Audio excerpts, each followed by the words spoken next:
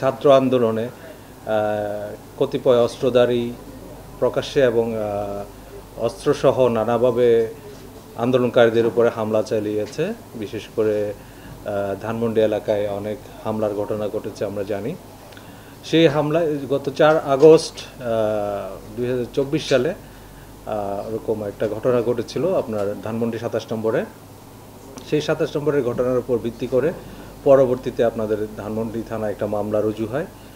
ধানমন্ডি থানার মামলা, সেই মামলায় ঢাকা উত্তর সিটি কর্পোরেশনের 34 নম্বর ওয়ার্ডের যুবলীগের সহসভাপতি মোহাম্মদ শাকিল হোসেন, তাকে গত রাত্রে আমরা আনুমানিক 9:30টার সময় ধানমন্ডি থানা পুলিশ তাকে হাজারীবাগ মুক্তার হোসেন রোডের মধুবাজার এলাকার মুক্তার হোসেন রোডের বাসা থেকে তাকে গ্রেফতার করা হয় এবং তাকে যে পূর্বের যে এজাহার নামীয় আসামি সেই মামলায় তাকে গ্রেফতার দেখানো হয়। পরবর্তীতে আমরা জানি সে তার স্বীকারোক্তি এবং গোপন সূত্রে আমরা সংবাদ পাই তার কাছে তার বাসায় অবৈধ অস্ত্র মজুদ রয়েছে। সেই সংবাদ পেয়ে আমাদের হাজারীবাগ থানা পুলিশ রাত অনুমান 10টার সময় তার বাসায় অভিযান পরিচালনা করে এবং তার বাসার 3য় তলায় ওখানে আপনার কবুতরের খাঁচার নিচে বিশেষ কায়দায় সংরক্ষিত অবস্থায় একটি রিভলভার, একটি পিস্তল এবং 2টি গুলির খোসা উদ্ধার করা হয় এবং সাথে আরও কিছু দেশীয় ধারালো ছুরি, চাপাতি এবং রামদা উদ্ধার করা হয়। ইতিমধ্যে আপনারা জানেন এই যে ধৃত যে আসামি মোহাম্মদ শাকিল হোসেন, যে কিনা যুবলীগ 34 নম্বর ওয়ার্ডের সহসভাপতি, তার বিরুদ্ধে বৈষম্য বিরোধী ছাত্র আন্দোলনের ওখানে হামলার অভিযোগ আছে, সেই সংক্রান্ত একটি মামলা আছে।